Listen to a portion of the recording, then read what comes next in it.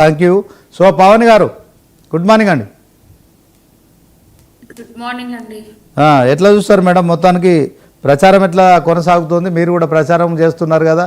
ఓవరాల్గా మరి ప్రపంచ కప్పు మహిళలు గెలుచుకున్నారు, మరి జూబ్లీ కప్ ఎవరు గెలుచుకుంటారు, ఏం చెప్తారు?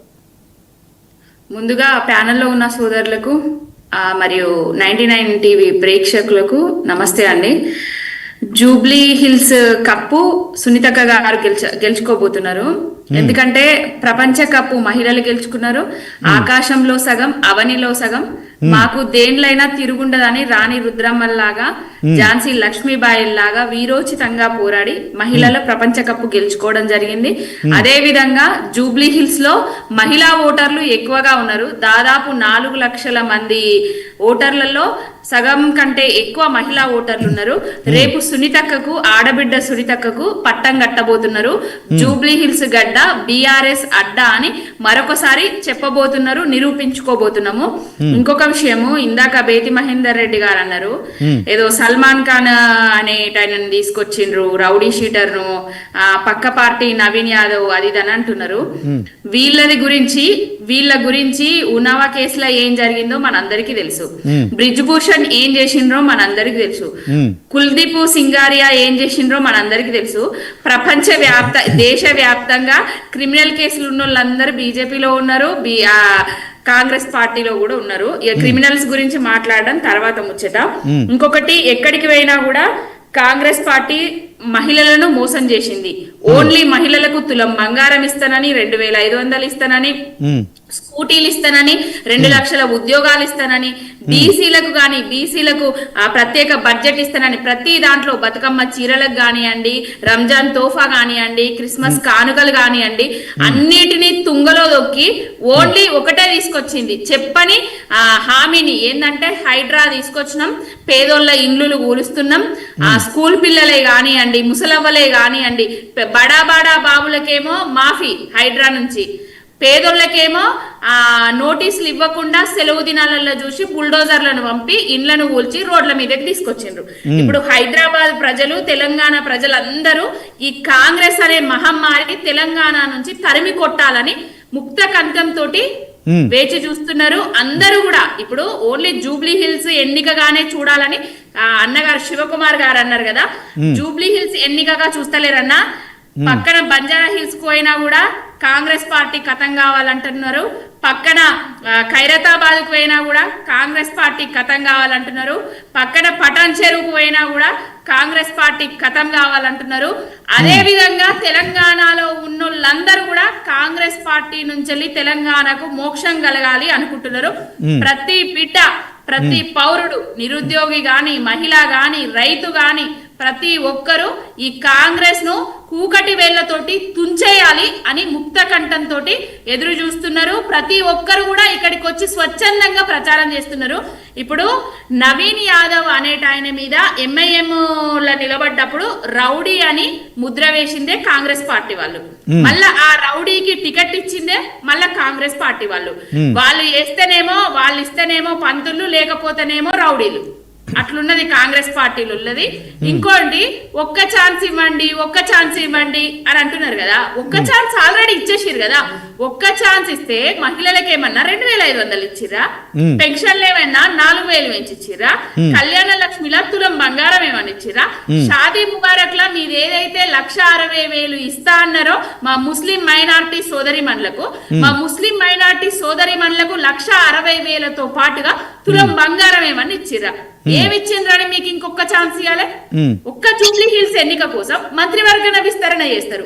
ఒక్క జూబ్లీ హిల్స్ ఎన్నిక కోసం లేనిపోని సినీ కార్మికుల కోసం మీటింగ్లు పెడతారు, లేనిపోని హామీలు ఇస్తారు, ఇండ్ల స్థలాలు అంటారు, బీమా అంటారు, ఇంకొకటి అంటారు.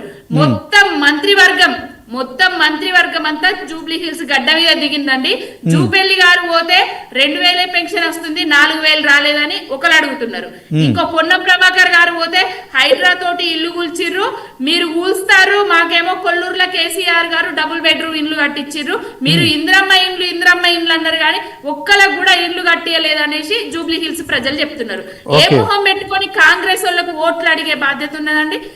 అక్కడికి పోయి మహారాష్ట్రకు పోతాడు ముఖ్యమంత్రి అనేటైన, ముఖ్యమంత్రి తోటి సల్మాన్ ఖాన్ భేటీ కావాలి గాని సల్మాన్ ఖాన్ తోటి ముఖ్యమంత్రి పోయి ఫోటో దిగుతారా అండి? ఎవరినన్నా చూసినామా అండి ఒక్క జూబ్లీ హిల్స్ ఎన్నికల కోసం భేటీ అయిండ్రు అనేసి? ముస్లిం ఓటర్ల కోసం ఎన్ని మాయలు చేయాలనో, ఎన్ని కుతంత్రాలు చేయాలనో, ఎన్ని కుట్రలు చేయాలనో అవన్నీ చేస్తా ఉన్నారు కాంగ్రెస్ పార్టీ వాళ్ళు. ఎన్ని మాయలు చేసినా, ఎన్ని హామీలు ఇచ్చినా, ఎన్ని కుతంత్రాలు చేసినా కూడా జూబ్లీ హిల్స్ గడ్డ మీద సునీతమ్మ గారు కారు గుర్తు గెలవబోతున్నది. అంటే పవన్ గారు మొత్తానికి మహిళల్లో ఒక చైతన్యం వస్తుందంటారా? రాజకీయాలకు అతీతంగా, మతాలకు అతీతంగా కాంగ్రెస్ పార్టీ కావచ్చు, తర్వాత బీఆర్ఎస్ పార్టీ కావచ్చు, బీజేపీ పార్టీ కావచ్చు, సో దీంట్లో మహిళల చైతన్యం కనిపిస్తుందా? ఏ పార్టీని ఎన్నుకోవాలనే దాంట్లో మహిళలు అంటే ఇప్పుడు ప్రపంచ కప్ ఎలాగైతే గెలుచుకున్నారో అలాగే ఇప్పుడు జూబ్లీ హిల్స్కి సంబంధించి మరి ఖచ్చితంగా వాళ్ళకు నచ్చిన పార్టీకి ఓటేసి గెలిపిస్తారంటారా? ఇప్పుడు మేము ముస్లిం సోదరి మనల ఓట్లు కూడా ఎక్కువనండి జూబ్లీ హిల్స్ లో. వాళ్ళు బయటికి రారు. నేను లోపలికి వెళ్ళి వాళ్ళని అడిగితే కేసీఆర్ అన్న బహుత్ అచ్చా కరా, హమ్ లోగ్ కార్ కా నిషాన్ పే డాల్తే, హమ్ పక్కా బరాబర్ కేసీఆర్ కో డాల్తే, కార్ కో డాల్తే ఓటు అని చెప్తున్నారు. నిష్పక్షపాతంగా పుట్టబోయే బిడ్డ దగ్గర నుంచి కాటికి కాలు దాపే ముసలమ్మల వరకు సంక్షేమ పథకాలతో సంబరపెట్టింది బీఆర్ఎస్ పార్టీ, కేసీఆర్ గారు. కానీ పుట్టబోయే బిడ్డ దగ్గర నుంచి కాటికి కాల్జాపే ముసలమ్మల వరకు సంక్షేమ పథకాలను బంద్ పెట్టి మోసం చేసి గెలిచిందేమో కాంగ్రెస్ పార్టీ. ఇక మాకు పోటీ కాంగ్రెస్ కును మాకే ఉన్నదండి.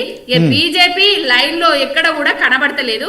ఇంకొకటి ఏంటంటే ఎంఐఎం వాళ్ళు మాకు మద్దతు ఇవ్వడం వల్ల మేము గెలుస్తున్నాము అది అనేసి కాంగ్రెస్ భ్రమలో ఉన్నారు.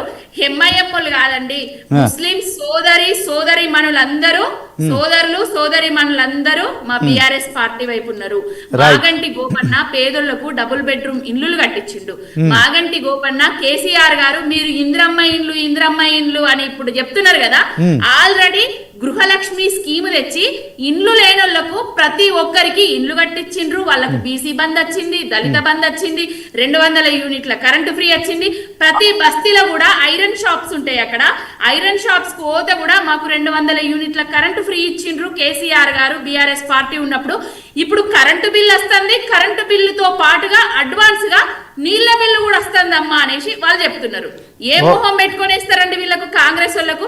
అయితే ఏంటంటే వీళ్ళది ఒక్కటే అండి, అధికారాన్ని అడ్డం పెట్టుకొని దొంగ ఓట్ల ఇంకేదన్నా రిగ్గింగ్ ఏదన్నా చేసి గెలుస్తామనే ధీమాతో ఉన్నారు.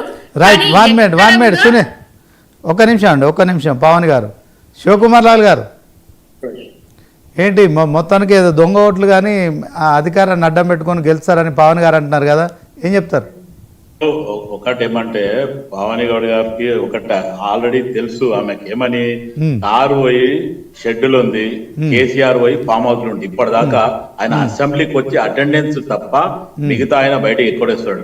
కేటీఆర్ అంటావా, ఈ రోజు ఆల్రెడీ ఫిలిం యాక్టర్స్, జూనియర్ ఆర్టిస్టుల మీద ఆయనకు ఎంత మంచి అభిమానం ఉందో, ఫోన్ ట్యాపింగ్ లో ఏం జరిగిందో, రకుల్ ప్రీత్ సింగ్ తో ఏమైందో అనేది రకుల్ ప్రీత్ సింగే ఓపెన్ గా చెప్పడం జరిగింది కేటీఆర్ మీద. ఈ రోజు బీఆర్ఎస్ వాళ్ళని ఒక్క నిమిషం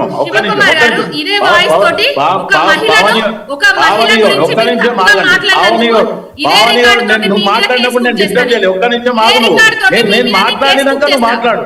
నువ్వు ఇన్ని చెప్పినాక నేను మాట్లాడిన తర్వాత నువ్వు మాట్లాడు. నేను మాట్లాడిన తర్వాత నువ్వు మాట్లాడు. నేను మాట్లాడిన తర్వాత నువ్వు మాట్లాడు. ఒక్క నిమిషం, నేను మాట్లాడిన తర్వాత మాట్లాడు. ఈ రోజు నువ్వు ఇన్ని అభియోగాలు చేసినావు. నేను ఈ రోజు ఖచ్చితంగా టీఆర్ఎస్ మనకు తెలుసు. ఈ రోజు 10 సంవత్సరాలు